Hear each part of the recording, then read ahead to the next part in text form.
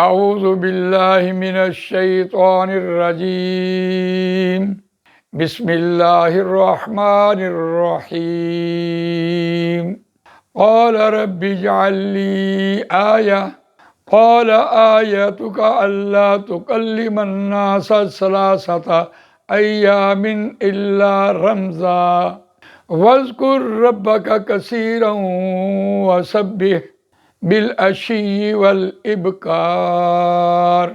آمنت باللہ صدق اللہ العظیم۔ رب اشرح لی صدری ویسر لی امری واحلل عقدۃ من لسانی یفقہوا قولی۔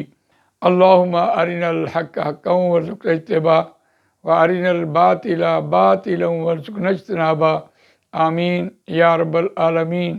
دوستو اور بزرگو، سورہ آل عمران آیت نمبر 41 آپ کے سامنے تلاوت کی ہے، اور یہ سورہ آل عمران کا چوتھا رکوع یہاں مکمل ہوا۔ اس رکوع میں حضرت مریم علیہ السلام، حضرت عیسیٰ علیہ السلام اور حضرت یحییٰ علیہ السلام کا سارا ذکر موجود ہے، اور یہ اس بات کو اللہ تعالیٰ نے اپنی پہچان کہا کہ جب حضرت زکریا علیہ السلام نے اللہ تعالیٰ سے یہ التجا کی کہ یا اللہ، بڑھاپا مجھے چھو چکا، مجھے لگ چکا ہے اور میری بیوی بانجھ ہے، تو میرے ہاں اولاد کیسے پیدا ہوگی؟ تو اللہ تعالیٰ نے کہا کہ اسی طرح اللہ کرتا ہے جو وہ چاہتا ہے۔ تو اس پر حضرت زکریا علیہ السلام نے اللہ تعالیٰ سے ایک نشانی مانگی۔ پھر وہ کیا نشانی ہوگی؟ تو اس آیت میں اس نشانی کے بارے میں ذکر کیا۔ آیت کا روان ترجمہ سنتے ہیں۔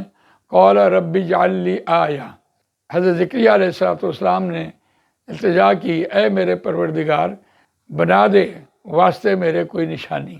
قال آیتک الا تکلم الناس ثلاثۃ ایام الا رمزا، کہا تیری نشانی یہ کہ نہ تو کلام کرے گا۔ اللہ ان لا تھا یہ، اور کلمہ یکلم تکلم ہوتا ہے، میم کے اوپر زبر جو ان کی وجہ سے آئی ہے۔ اللہ تکلم یہ کہ تو نہ کلام کرے گا لوگوں سے، تکلم الناس اللہ تکلم الناس ثلاثۃ ایام الا رمزا، 3 دن، الا رمزا مگر اشارے سے۔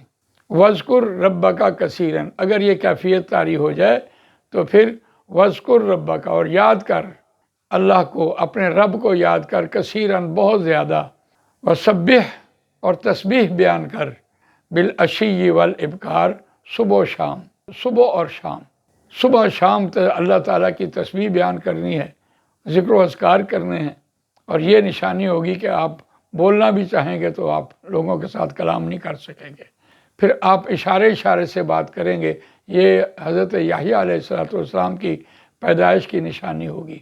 تو اللہ تعالیٰ مجھے آپ کو قرآن مجید پڑھنے، سمجھنے، اس پر عمل کرنے، اس کو دوسروں تک پہنچانے کی توفیق عطا فرمائے۔ سبحانک اللہم و بحمدک، نشہد ان لا الہ الا انت، نستغفرک و نتوب الیک۔